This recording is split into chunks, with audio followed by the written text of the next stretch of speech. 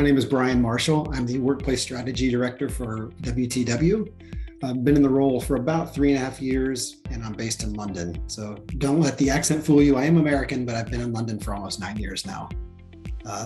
As the Workplace Strategy Director, I really have a couple areas of focus where I'm working on creating a workplace strategy for our global portfolio. So really focusing on how we occupy the space and what it's used for. In addition, I help develop the design standards and our guidelines to really progress what our offices are actually going to look like in the future. And then finally, it's really a focus on the change management as we transition our offices originally from traditional space to agile, and now as we go forward into the hybrid working environment. So it's really looking at those three areas for now. But I am very fortunate to be in a role where I think my boss has empowered me to whatever sounds interesting and whatever is next. So if that means ESG initiatives and other types of things like that, we have the ability to take on more. It's just, do we have the time? So I think I'm in a really great role. I love the company. So I'm really excited with it.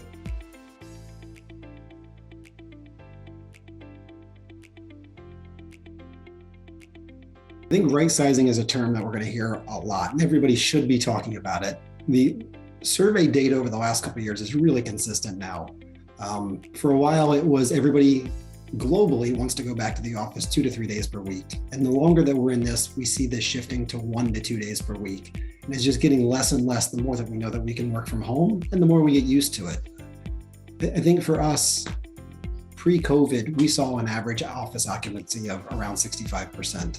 So if our colleagues are now only going to go back to the office 1 to 2 days per week, we know that there's a really great opportunity for us to downsize, but more importantly, to right-size that space, to give all of our colleagues exactly the tools that they need to be successful, but we don't have to take as much space and see all these empty desks sitting there on a daily basis. So I think we have a real opportunity to provide our colleagues with the collaborative, client-facing and community-based environments that they need, but by taking a slightly smaller portion, but offering them the better tools to do their job.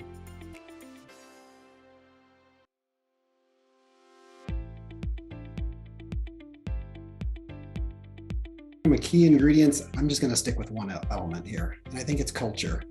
I think everybody knows most places were about presenteeism previously. Where we're going to see the greatest benefits moving forward is culture and really empowering our colleagues and trusting our colleagues. A typical person knows the right way to do their job. They know where they can be the most productive to get their work done.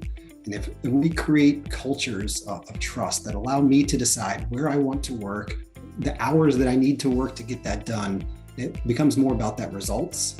And I think our colleagues are going to be really happy. Our workplaces will be better because people are coming in there for the right reasons as opposed to just being there. And that culture element is going to be, it's not just about the trust piece as well, but it is about why you're there, creating that community. Having been home for 2 years now, I'm craving that community as well. And I don't need it 5 days a week anymore, but 1 or 2 days per week, sometimes 3 days per week, I'm looking to go back and engage with my colleagues to rebuild those networks that I used to have and that have started to shrink a bit. And that culture and the element of across lines of business, building those relationships, along with the trust with your manager empowering you. I think that culture in the office and the culture of allowing me to work from home or to work from wherever I want to, that element is going to be, to me, the absolute key for our successful businesses going forward.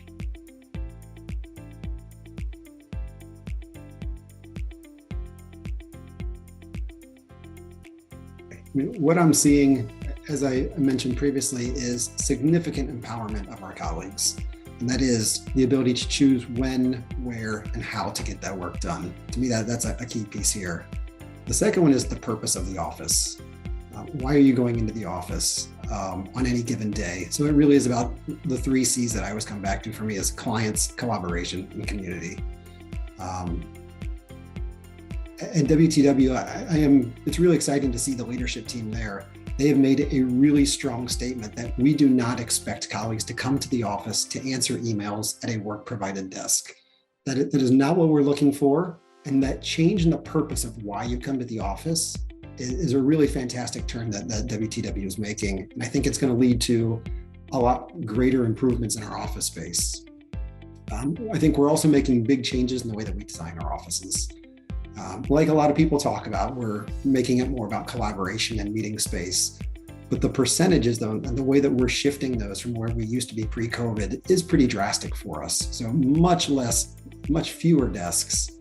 And I think we're starting to see these collaborative areas become much larger portions of our office, because we think not everybody wants to sit at a desk. And that change of sitting in a diner booth, yeah, you can sit there and work with 4 other people, but on busy days, you could also just sit there and work and have a coffee on your own. And it's just nicer places to work sometimes. And I think instead of being chained to that desk anymore, you've got a true freedom to work anywhere within that office at any type of setting. So we are making some big changes in the way that we design our offices. And I would say that the final thing that we're really looking at is engaging with our businesses. I think if you'll see, and I think a lot of people will see it in the past, if we started to see office space all looking the same. You could go business to business, and they were all agile offices, and they all had nice collaborative furniture, but they all started to look the same. And I think we really need to start engaging with our businesses a bit more to understand what they need and start designing for them. And I think that's going to be a big piece that we're starting to look at over the coming years.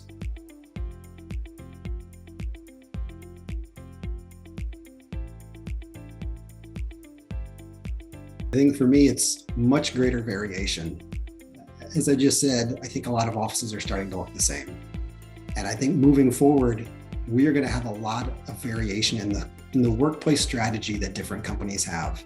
Clearly from the pandemic, there are people who think that appropriate social distancing is how they want to put some of the design of their offices. They're going to space it out. Everybody will have their own desk and stay in a traditional office space.